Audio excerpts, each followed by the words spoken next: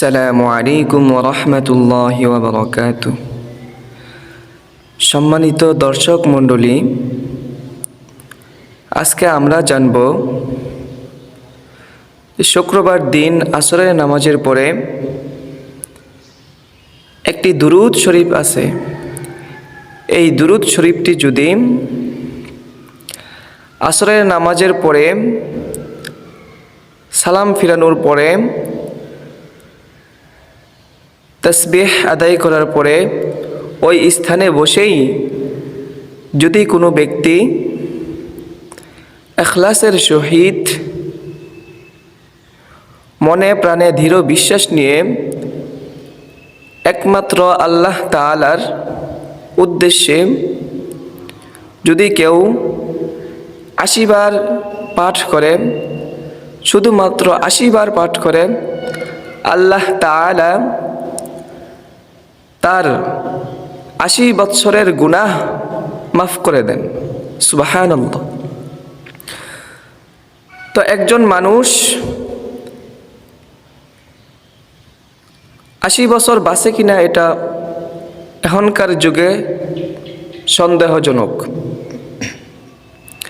তো আমরা প্রতি সপ্তাহে যদি এই ছোট্ট একটি দুরূদ শরীফটি আসরের নামাজের পরে ৮০ বার পাঠ করি, তাহলে আল্লাহ তাআলা আমাদেরকে ৮০ বৎসরের গুনাহ মাফ করে দিবেন।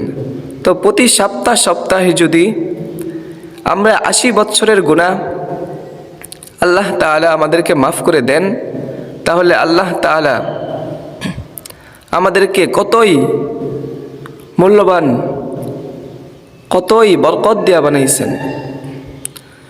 তো ভিডিও বেশি লম্বা করব না।